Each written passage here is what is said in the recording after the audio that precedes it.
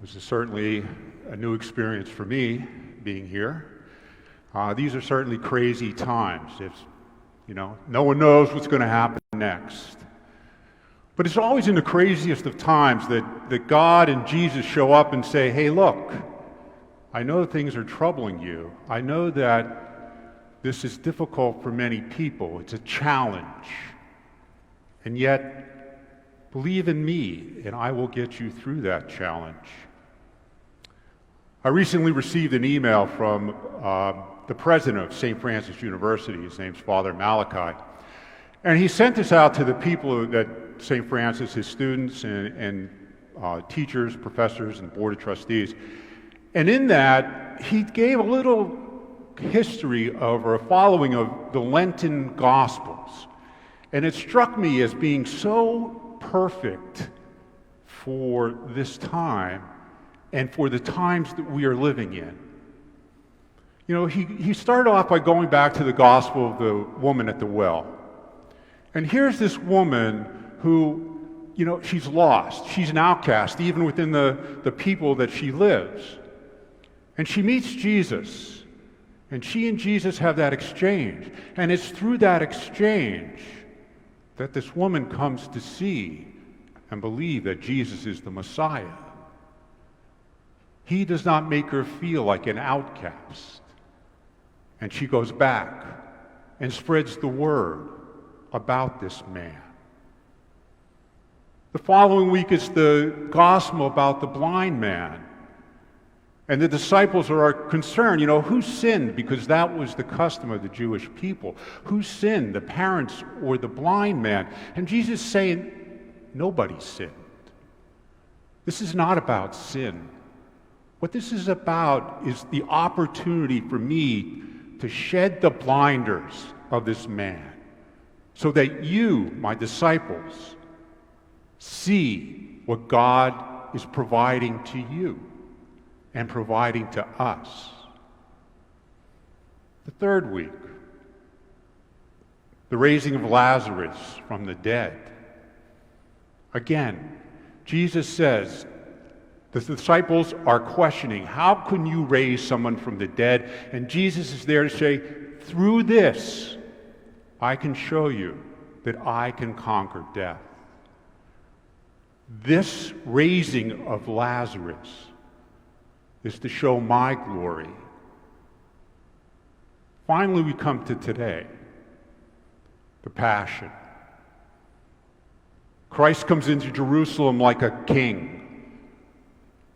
He comes in glory, and he winds up dying on a cross.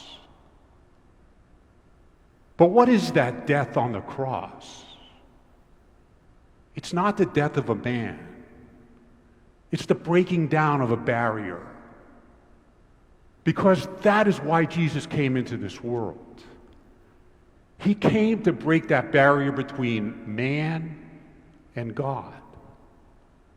And that's what his death symbolizes. Next week is the holiest day of our liturgical year. And what happens on that day? Christ rises from the dead and fulfills everything that was said in the prophecies. And the reconciliation between man and God becomes complete.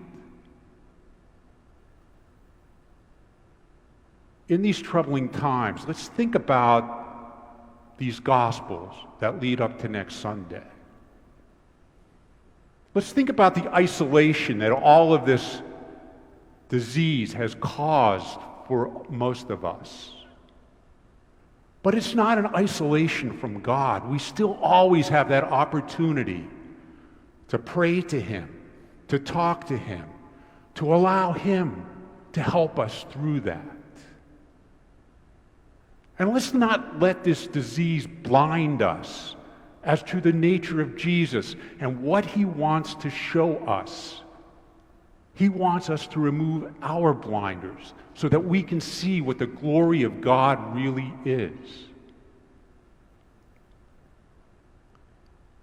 And let the raising of Lazarus be a foreshadowing of the life that we can come to live when we leave this earth. Jesus said, "Believe in me, and you will have life everlasting." And finally, for today, that barrier is broken. Jesus has shown us the way. And these Lenten messages just lead us closer and closer and closer when we open our hearts and our minds to the presence of Christ and the presence of God in our lives and how they can both help us. Bad situations like this bring out two things in people. For some, it's the worst: the greed, the self-centeredness, the "I'm only out for myself." The second is for those that go above and beyond, that come out for others. If you're following the news, you see both of them. You see examples of both the good and the bad. Let me tell you, the examples of the good are what Christ and God are looking from each of us. To go above and beyond what is necessary to help others. Let this Lenten season remind us of that.